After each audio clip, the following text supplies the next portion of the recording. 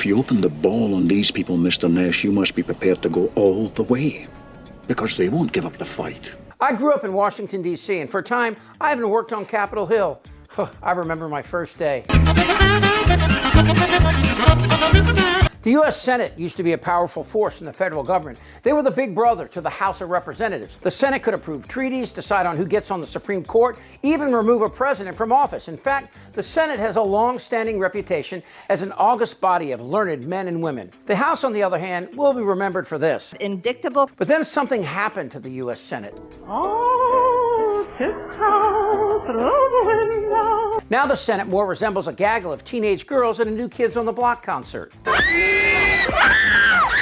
And now that it's time for them to do their jobs, will they? Can they? First, let me just say that there is no room in the Republican Party. All right, this guy, straight out of Lord of the Rings, has decided that as he heads out the door, he's retiring, that he's finally going to stand up to Tiny Fingers. Well, let me give you my view of what happened January the 6th. And we're here.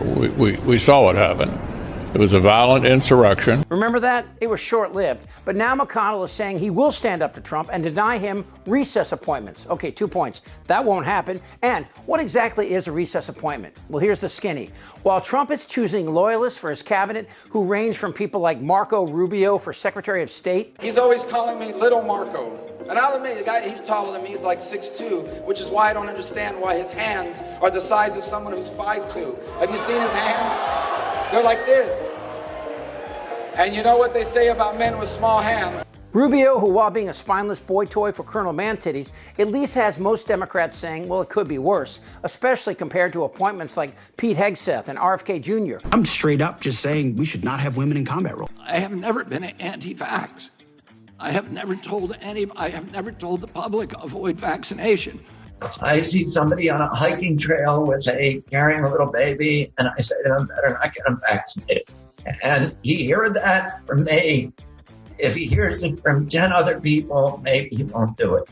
You know, maybe he will save that child. Who are definitely worse and have zero qualifications except for their willingness to shove their noses deep inside Diaper Donnie's brown spot. But the bottom line is, it's all bad for Democrats. Not only do they not have the votes, but no one cares what they think.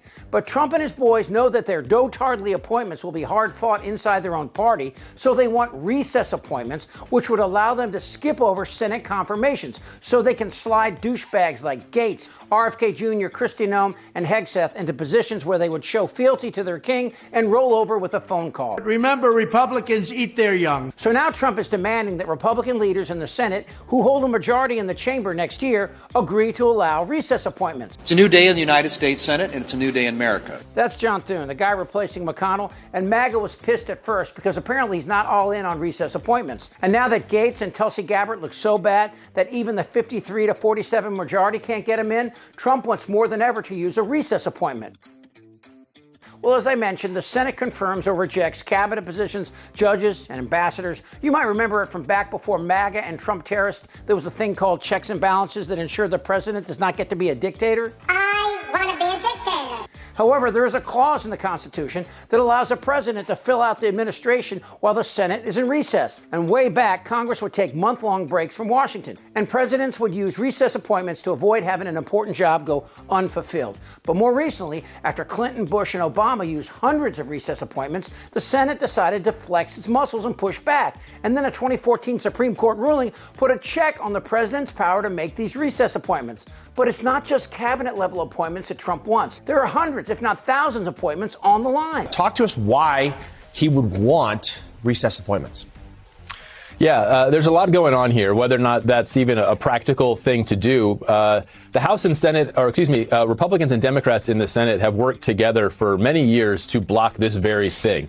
They come in session regularly just so that presidents can't use this recess appointment power. And the reason is that it is the Senate's prerogative to vet and confirm nominees. That is one of their key constitutional responsibilities. And what is so interesting here is you have Republicans tripping over themselves to take away their own authority, their own power.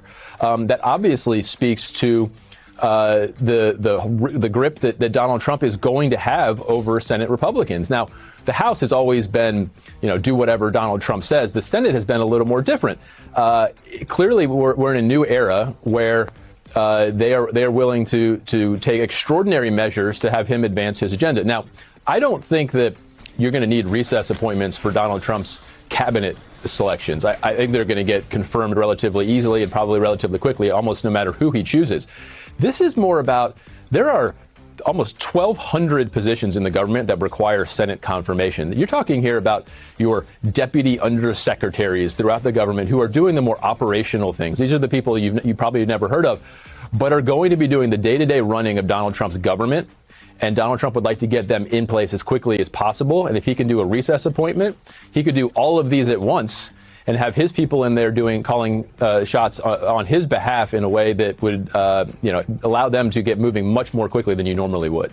As you just heard, as bad as Trump's cabinet appointments are, it's the other 1,000+ appointments that should worry you. For example, appointments for the Department of Government Efficiency. It's Elon Musk and Vivek Ramaswamy, both election deniers and both ready to fire anyone unwilling to profess fealty to the rapey traitor. And the Deputy Chief of Staff for Policy and Homeland Security? This guy, Stephen Miller, the architect behind separating families and putting children in cages. So what's the temperature in the room? Will senators back sanity or Trump? Would you vote to approve recess appointments? Is that something you would support? The president does have the right to call us into recess. However, it's very difficult to get that done because in 2014, Obama did this. Republicans took him to court and underneath the Cannon case, and we actually won. So there's some cases out there that shows that this wouldn't be temporary. First of all, we'd have to be in recess for 10 days.